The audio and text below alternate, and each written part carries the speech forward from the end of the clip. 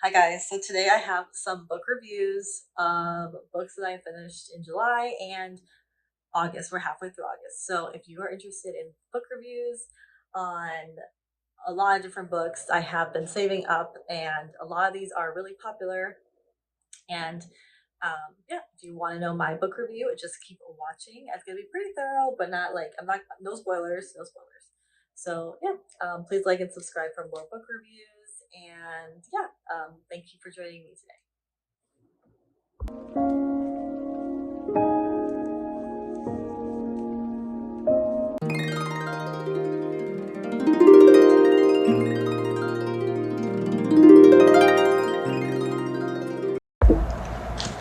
So, the first book I'm going to be reviewing is The Other Woman by Sandy Jones. So, this book is really, really fun. It's a fun beach read for sure.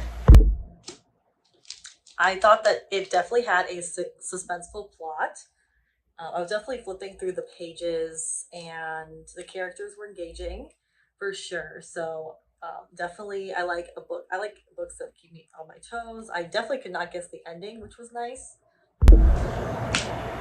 So I don't want to give away anything about the book, but basically, a woman meets a guy, and his mother is a nightmare, and the rest is kind of history. That's all I'm going to tell you, but there is a lot of drama.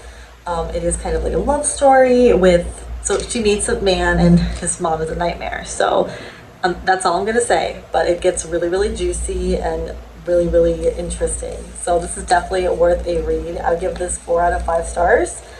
And if you're into thrillers or like, beach read mysteries, I think you will love this book. There really isn't much to say about this book besides the fact that if you like psychological thrillers, mysteries, and if you're intrigued with the plot, which is a woman falls in love with a man and his mother turns out to be a nightmare, I think you will be very satisfied with this book and should pick it up. And this is The Other Woman by Sandy Jones. The next book is gonna rock your world. This book literally had my heart stomping for like days after I couldn't stop thinking about it. It's called The Night Swim, and it is definitely a more difficult read. It has a bit more, there's definitely harder topics in here, but it is so gripping. I mean, I was thinking about it days later, and I would give it a 5 out of 5. That's how good this book is, and it's already won many awards, and it's just addicting. This book is just addicting. I couldn't put it down when I started reading, and it's really gripping. Basically, it's about a mystery of a girl that got missing and just everything that goes along with it. I don't want to ruin anything, but the writing is just so nice, and it's just a book. This kind of reminds me of like The Girl on the Train, as in I can't put it down. Like once I started reading it, I had to know. This is definitely one of my favorite books that I've read in July and August for sure, and possibly could be my top 10. I'm not quite sure yet, but definitely recommend The Night Swim by Megan Golden. I do want to say as a warning that this is definitely not the easiest read. There's like a large portion that goes into some like topics that could trigger some people.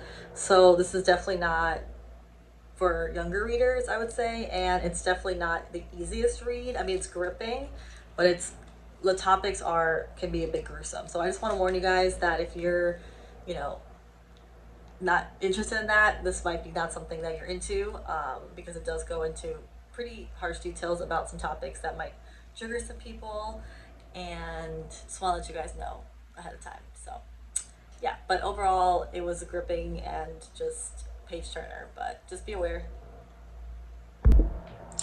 So the next book is called Lock Every Door by Riley Sager.